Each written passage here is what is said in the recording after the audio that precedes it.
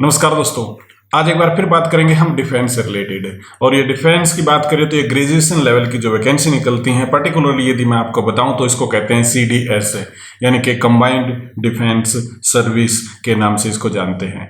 ये ग्रेजुएशन का लेवल होता है, यानी कि यदि आप IMA जिसको कहते हैं इंडियन मिलिट्री एकेडमी, इसके अंदर जाना चाहते हैं तो आपको सिंपल ग्रेजुएट होना चाहिए। और यदि आप जाना चाहते हैं इंडियन नेवल एकेडमी के अंदर या फिर जाना चाहते हैं एयरफोर्स एकेडमी के अंदर, तब आपको टेक्निकल एजुकेशन से ग्रेजुएट आपको होना चाहिए, यानी कि BE या BTech आपकी होनी चाहिए।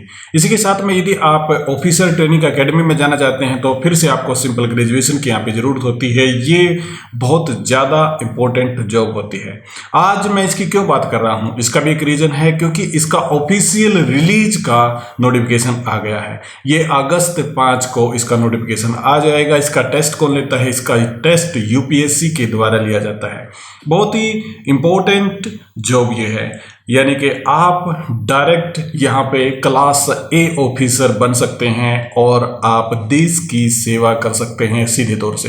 पहली बात, यदि बात करें आपके ऑफिशियल स्टेटस की, तो बहुत ज़्यादा शानदार होता है, क्योंकि डिफेंस के अंदर यदि आप ऑफिसर के रहन सहन या फिर उसका किस प्रकार का दिनचर्या और कार्यक्रम होता है आप उससे वाकिफ नहीं है, तो थोड़ा सा आपको यूट्यूब कर लेना चाहिए, तो आपको पता चलेगा कि किस प्रकार का उनका लिविंग स्टैंडर्ड है, यानी कि अपने आप में वो एक बहुत अच्छी पोजीशन पे हैं। आइए फिर इसके बारे में जान लेते हैं कि इसकी नोटिफिकेशन क्या है और इसकी एग्जाम डेट क्या है, और यदि आप इसके अंदर अप्लाई करना चाहते हैं, यदि आप इसके अंदर भर्ती होना चाहते हैं तो किस प्रकार की आपको कंडीशन पूरी करनी होगी। मैं आज यहाँ पे कंप्लीट बात करूंगा कि सिलेक्शन प्रोसेस इसका क्या है, एग्जाम किस प्रकार से होगा, ऑब्जेक्टिव है या नेगेटिव है, और किस प्रकार से इसका पैटर्न होगा। इसको पूरा जानने के लिए आप बने रहिए मेरे साथ।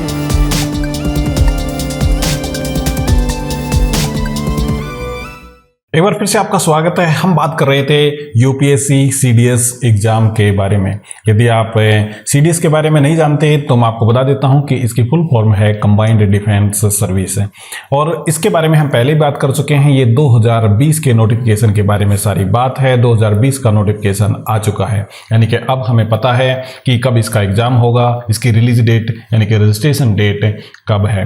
देखिए, मैं आपको एक बात और बताना चाहता हूँ कि इससे पहले इसकी डेट अलग थी, परंतु अब इसके अंदर बदलाव आ गया है। और वो बदलाव क्यों आया है, आप सब जानते हैं कि ये सारा का सारा मामला कोरोना के कारण हुआ है। कोरोना मतलब ये आप जानते हैं कि इसको COVID-19 भी कहते हैं। और इस कोरोना के कारण सारा शेड्यूल चेंज हो गया है एग्जामिनेशन का भी। और ये सब जो नई डेट हमारे सामने वो इस प्रकार हैं कि जो रिलीज डेट है वो आ गई हमारे सामने, ये है 5 अगस्त 2020 है। और इसके साथ में यदि हम बात करें कि लास्ट डेट क्या है आपके रजिस्ट्रेशन की, वो है 25 अगस्त 2020, और एग्जाम होगा आपका 8 नवंबर 2020 को। अब बात करें कि रिजल्ट कब आएगा, इसके बारे में अभी कोई भी अनाउंसमेंट नहीं हुई है, इसके बारे में अनाउंसमेंट बाद में होगी। और उसके बाद में वैकेंसी डिटेल क्या है, यदि बात करें IMA की फुल फॉर्म है इंडियन मिलिट्री एकेडमी, जो देहरादून के अंदर है। यहाँ पे जो 2020 की वैकेंसी है वो है 100 पोस्ट है। और बात करें INA यानी कि इंडियन नेवल एकेडमी की, यहाँ पे हैं 45 पोस्ट है। और बात करें यदि एयरफोर्स एकेडमी की तो यहाँ पे हैं 32 पोस्ट है। और OTA जिसको हम कहते हैं ऑफिसर ट्रेनिंग एकेडमी, तो यहाँ पे टोटल हैं 225 पोस्ट है। अब बात कर लेते हैं इसकी बहुत इंपॉर्टेंट है जो सैलरी के बारे में।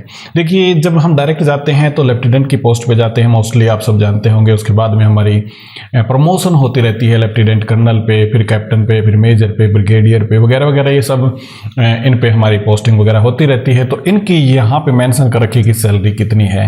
यदि आप लेफ्टिनेंट की पोस्ट पे जाते हैं तो आपकी सैलरी होती है 56,100 रुपये से लेके 1,77,500 रुपये। और फिर प्रमोशन के साथ इस प्रकार से आपकी सैलरी बढ़ती रहती है। यदि आप इसको डिटेल में जानना चाहते हैं तो इसे आप कंप्लीट देख सकते हैं, या फिर आप इसका स्क्रीनशॉट भी ले सकते हैं। कई हमारे दोस्त इसके बारे में जरूर पूछेंगे कि यदि हम मान के चलो ऑफिसर ट्रेनिंग में जाते हैं तो उसका किस प्रकार से होगा, यानी उसकी सैलरी किस प्रकार से होगी। सैलरी का हिसाब किताब बिल्कुल सेम है, प्रमोशन भी इसमें सेम ही होती है, चाहे आप ट्रेनिंग में जाएं, चाहे आप किसी भी कोर में जाएं, चाहे आप नेवी में जाएं या फिर एयरफोर्स में जाएं या फिर मिलिट्री में आप जाएं। उसके बाद में है एज लिमिट। एज लिमिट बहुत इंपॉर्टेंट सेक्शन है। यहाँ पे IMA की बात करें तो हम हैं 19 साल से 24 साल तक है। और एयरफोर्स एकेडमी की बात करें तो 23 साल मैक्सिमम, यानी 19 से 23। और यदि हम बात करें नेवल ऑफिसर एकेडमी के बारे में तो 22 साल तक। ओटीए की 19 से 25 साल। तो ये अलग अलग है, आप इसको जरूर ध्यान में रखें। यानी कि सबसे कम है यहाँ पे नेवी के लिए, एयरफोर्स के लिए 23 साल और मिलिट्री के लिए 24 साल। और यदि आप ट्रेनिंग के लिए जाते हैं तो आपकी उम्र होगी यहाँ पे 25 साल। तो इस प्रकार से अलग अलग है। और उससे भी ज़्यादा और बेहद इंपॉर्टेंट सेक्शन हमारे सामने है, वो है एजुकेशन क्वालिफिकेशन का। यदि आप मिलिट्री के अंदर ज्वाइन करते हैं तो बैचलर डिग्री आपके पास होनी चाहिए, यानी ग्रेजुएशन होनी चाहिए आप सिंपल किसी भी यूनिवर्सिटी से। यदि आप नेवल एकेडमी के लिए जाते हैं तब आपको बीई या बीटेक की डिग्री होनी चाहिए किसी भी यूनिवर्सिटी या इक्विवेलेंट।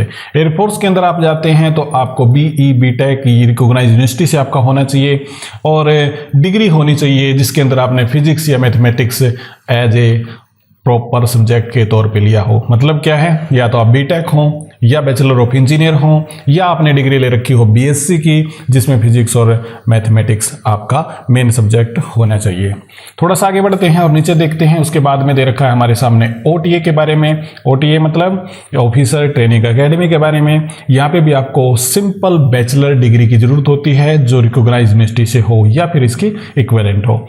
इसके साथ में एक चीज और है, ऑफिसर ट्रेनिंग एकेडमी जो विमेन सेल के लिए है, नॉन टेक्निकल कोर्स है। इसके अंदर भी आपको बैचलर डिग्री सिंपल तौर से यहाँ पे चाहिए।